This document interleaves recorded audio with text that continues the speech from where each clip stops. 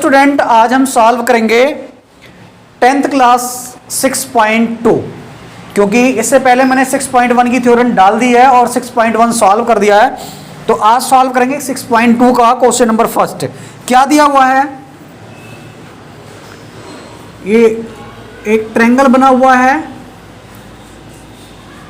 ये डी है और ये ई है, ए बी सी, इसकी वैल्यू 1.5 सेंटीमीटर, इसकी है 3 सेंटीमीटर, इसकी है 1 सेंटीमीटर और ये हमें पता नहीं। क्वेश्चन बोल रहा है in figure 6.17 and second DE parallel to BC, find EC and AD। आपको इसके अंदर क्या फाइंड करना है? EC फाइंड करना है।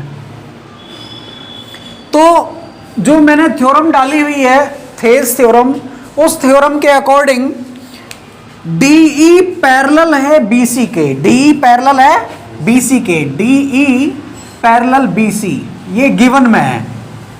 तो स्टूडेंट अगर DE पैरेलल BC के है तो ये अपने आप रेशो में आ जाएगा AD upon DB, AD upon DB equal to AE upon EC, AE upon EC। क्या लिखोगे? By Thales theorem. क्या लिखोगे? By Thales theorem.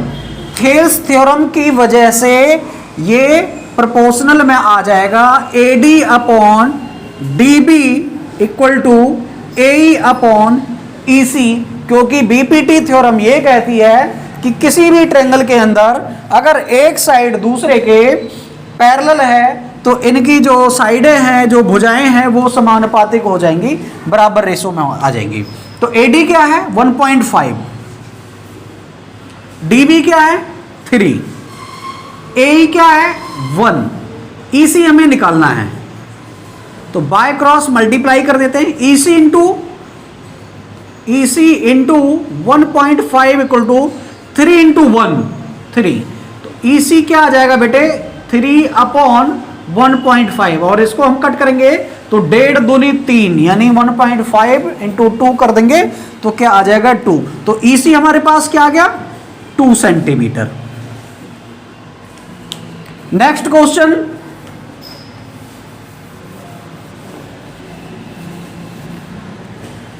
Next question दिया हुआ है ABC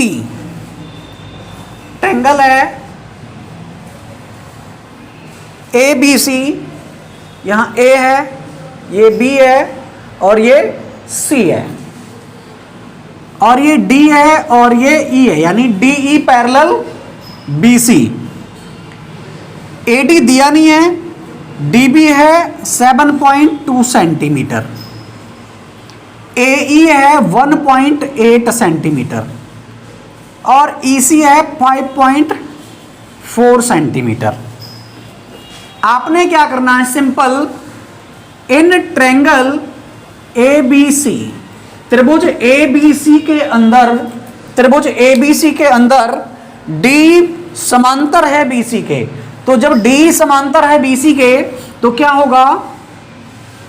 DE समांतर है BC, तो लिखोगे by Thales theorem, by Thales theorem AD upon DB, AD upon DB equal to AE upon EC। इनकी वैल्यू पुट कर दो। AD की वैल्यू हमारे पास है नहीं तो AD हम ऐसे ही लिखेंगे। DB क्या? 7.2, DB है 7.2 इक्वल टू AE क्या दिया हुआ है? 1.8 सेंटीमीटर, ये है 1.8 सेंटीमीटर और EC है 5.4 सेंटीमीटर। इसमें भी क्या करना? बाय क्रॉस कर देंगे तो ये हो जाएगा AD इंटू 5.4 इक्वल टू इसकी मल्टीप्लाई इससे, तो 7.2 इंटू 1.8। अब हमें वैल्यू AD की निकालनी है तो उधर मल्टीप्लाई है, उधर जाकर क्या होगा? डिवाइड। 7.2 इंटू 1.8 अपॉन 5.4, इस पॉइंट से ये पॉइंट हमने काट दिया, काट दो, 18 तिया 54, 3 आ गया, और 3 से इसको काट देते तो 24 तिया 72 यानी 2.4। अब AD की वैल्यू क्या आ गई? 2.4 सेंटीमीटर। नेक्स्ट क्वेश्चन,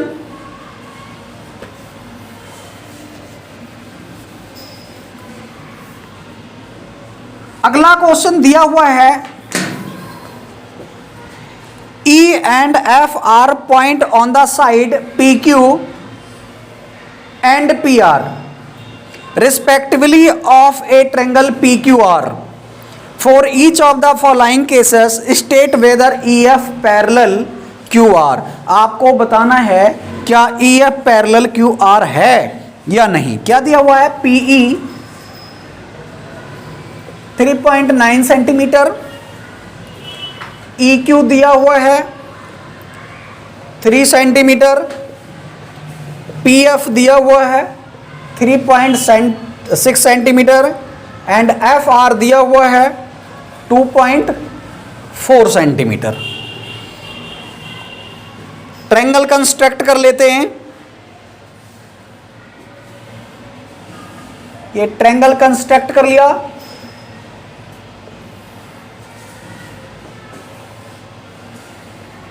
EF और ये QR, ये PQ रहते हैं। तो PE कितना है यहां से? 3.9 सेंटीमीटर। दूसरा EQ 3 सेंटीमीटर। अगला है PF 3.6 सेंटीमीटर और FR गिवन है 2.4 सेंटीमीटर। 2.4 सेंटीमीटर। स्टूडेंट, इससे पहले हमने क्वेश्चन में जो किया था वो हमें EF पैरेलल दिया हुआ था और इसके अंदर ये साइड दी हुई है PE, EQ, PF, FR ये दिया हुआ है और पहले क्वेश्चन में हमें इनमें से एक निकालना था, यानी इसका अपोजिट है। तो करना क्या है? EF पैरेलल QR हमें बताना है। तो बताने से पहले हमें BPT का कन्वर्स थ्योरम हमें याद रखनी पड़ेगी, यानी कि थेल्स थ्योरम का उल्टा, विलोम, थेल्स प्रमेय का विलोम। यहां पर लिखना है if EF parallel QR, if EF parallel QR, यदि EF पैरेलल QR है, अगर है तो क्या हो जाएगा? बाय BPT लिख दो, बाय BPT। अगर ये पैरेलल है तो BPT थ्योरम लग जाएगी। तो PE upon EQ equal to PF equal to PF upon FR। तो PE की वैल्यू कितनी है? 3.9, EQ की वैल्यू 3, PF की वैल्यू 3.6 और FR की वैल्यू 2.4। तो यहां से पॉइंट हमने हटाया, ये क्या हो गया? 10 हो गया। इस पॉइंट से इस पॉइंट को हमने कट कर दिया, रिमूव कर दिया। तो यहां पर क्या बनता? 39 अपॉन 30 और ये होता 36 अपॉन 24। इसको और छोटा कर लेते हैं। तो 3 से काट दिया 13 तिया 39, 3 से काट दिया 10 और 3 से काट दिया तो 12 और 3 से काट दिया तो 8, यानी 13/10 बराबर 12/8। क्या ये बराबर हो सकता है? ये बराबर नहीं होगा। जब ये बराबर नहीं है तो क्या होगा? By converse of BPT,